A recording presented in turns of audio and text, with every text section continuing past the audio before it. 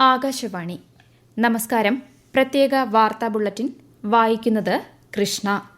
നിയുക്ത പ്രധാനമന്ത്രി നരേന്ദ്രമോദിയും മറ്റ് മന്ത്രിസഭാ അംഗങ്ങളും നാളെ സത്യപ്രതിജ്ഞ ചെയ്യും. സത്യപ്രതിജ്ഞാ ചടങ്ങിനുള്ള ഒരുക്കങ്ങൾ രാജ്യതലസ്ഥാനത്ത് ഊർജിതമായി പുരോഗമിക്കുന്നു. നാളെ രാത്രി 7:15 രാഷ്ട്രപതി ഭവനിലാണ് സത്യപ്രതിജ്ഞാ ചടങ്ങുകൾ നടക്കുക.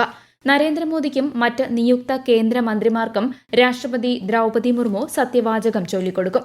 ഇന്ത്യയുടെ അയൽ രാജ്യങ്ങളിലെയും ഇന്ത്യൻ മഹാസമുദ്ര മേഖലയിൽപ്പെട്ട മറ്റ് രാഷ്ട്രങ്ങളിലെയും രാജ്യതലവന്മാർ ഉൾപ്പെടെയുള്ള നേതാക്കൾ വിശിഷ്ടാതിഥികളായി പങ്കെടുക്കും. Sri Lankan president Ranil Wickremesinghe, Maldives president doctor Muhammad Muizzu, Seychelles vice president Ahmed Afif, Bangladesh പ്രധാനമന്ത്രി ഷെയ്ഖ് ഹസീന എന്നിവർ സത്യപ്രതിജ്ഞാ ചടങ്ങിൽ പങ്കെടുക്കുമെന്ന് വിദേശകാര്യ മന്ത്രാലയം അറിയിച്ചു. രാഹുൽ ഗാന്ധി ലോക്സഭാ പ്രതിപക്ഷ നേതാവാകണമെന്നാവശ്യപ്പെട്ട കോൺഗ്രസ് പ്രവർത്തക സമിതി യോഗം. ഇതു സംബന്ധിച്ച പ്രമേയം യോഗം ഐകകണ്ഠേന പാസാക്കി.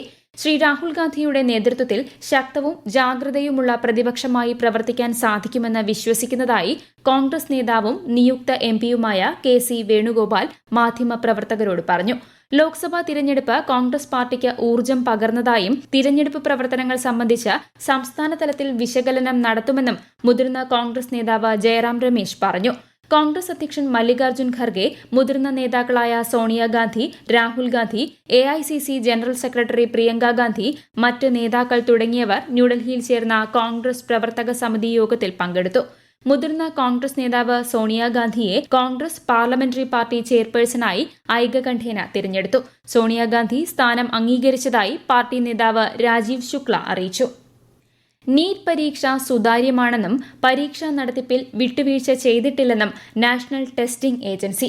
ഫലവുമായി ബന്ധപ്പെട്ട ആക്ഷേപങ്ങളെക്കുറിച്ച് പരാതി പരിഹാര സമിതി സമർപ്പിക്കുന്ന നിർദ്ദേശങ്ങൾ ഉന്നതാധികാര സമിതി വിലയിരുത്തുമെന്ന് NTA director general Subodh Kumar Singh അറിയിച്ചു. പരീക്ഷയുമായി ബന്ധപ്പെട്ട് ഉയർന്ന മറ്റു പരാതികളും സമിതി പരിശോധിക്കും. UPSC മുൻ ചെയർമാൻ അധ്യക്ഷനായ സമിതി ഒരാഴ്ച കൊണ്ട് റിപ്പോർട്ട് നൽകും. 15ാം കേരള നിയമസഭയുടെ 11ാം സമ്മേളനം മറ്റന്നാൾ ആരംഭിക്കും.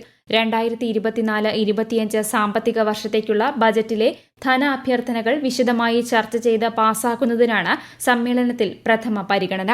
ഈ മാസം 11 മുതൽ അടുത്ത മാസം 8 വരെ 13 ദിവസം ധനാഭ്യർത്ഥനകൾ ചർച്ച ചെയ്ത് പാസാക്കും.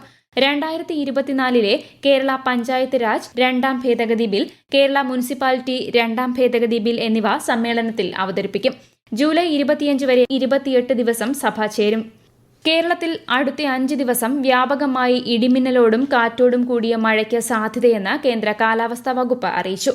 തെക്കൻ മഹാരാഷ്ട്ര മുതൽ വടക്കൻ കേരള തീരത്തിന് സമീപം വരെ ന്യൂനമർദ്ദപാത്തി രൂപപ്പെട്ട സാഹചര്യത്തിലാണ് വ്യാപക മഴ തുടരുന്നത്. നാളെ കണ്ണൂർ, കാസർഗോഡ് ജില്ലകളിൽ ഓറഞ്ച് ജാഗ്രതയും 7 ജില്ലകളിൽ മഞ്ഞ ജാഗ്രതയും പ്രഖ്യാപിച്ചിട്ടുണ്ട്.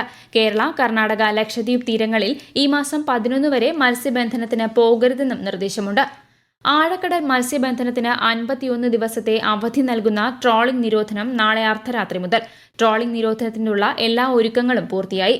ട്രോളിംഗ് നിരോധനത്തിന്റെ പശ്ചാത്തലത്തിൽ കൊല്ലം ജില്ലയിൽ പ്രവർത്തിക്കുന്ന ഇതര സംസ്ഥാന മത്സ്യബന്ധന യാനങ്ങളെല്ലാം തീരം വിട്ടുപോകണമെന്ന് ജില്ലാ കളക്ടർ നിർദ്ദേശിച്ചു. നീണ്ടകര പാലത്തിന് പടിഞ്ഞാറുവശം തങ്കശ്ശേരി, അഴീക്കൽ തുറമുഖങ്ങളാണ് അടച്ചിടുന്നത്. ശക്തികുളങ്ങര, അഴിമുഖത്തും നിരോധനം ബാധകമാണ്. അതേസമയം നീണ്ടകര തുറമുഖത്ത് ഇൻബോർഡ് എഞ്ചിൻ ഘടിപ്പിച്ചിട്ടുള്ളവ ഒഴികെയുള്ള പരമ്പരാഗത യാനങ്ങൾക്ക് പ്രവർത്തിക്കാൻ അനുമതിയുണ്ട്. ഈ മേഖലകളിലെ നിശ്ചിത ഡീസൽ പമ്പുകൾ ഒഴികെയുള്ളവ ജൂലൈ 28 വരെ അടച്ചിടണമെന്നും ജില്ലാ ഭരണകൂടം നിർദ്ദേശം നൽകി. 4ാം ലോക കേരള സഭ ജൂൺ 13 മുതൽ 15 വരെ തിരുവനന്തപുരത്ത് നടക്കും.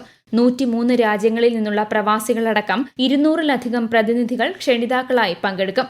എമിഗ്രേഷൻ കരട് ബിൽ 2021, വിദേശ റിക്രൂട്ട്മെന്റ് പ്രോഗ്രാമുകൾ, സുസ്ഥിര പുനരധിവാസം, നൂതന ആശയങ്ങൾ എന്നിങ്ങനെ 8 വിഷയങ്ങളിൽ അവതരണങ്ങൾ നടക്കും.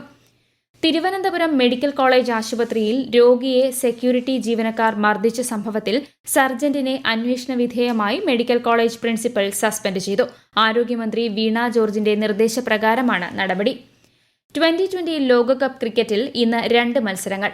ആദ്യ മത്സരത്തിൽ ടോസ് നേടിയ സൌത്ത് ആഫ്രിക്ക നെതർലാൻഡ്സിനെ ബാറ്റിംഗിന് അയച്ചു. ന്യൂയോർക്കിലാണ് മത്സരം.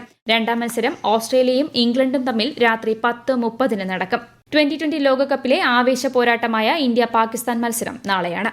പ്രത്യേക വാർത്താ ബുള്ളറ്റിൻ കഴിഞ്ഞു. അടുത്ത വാർത്താ പ്രക്ഷേപണം നാളെ രാവിലെ 6:45.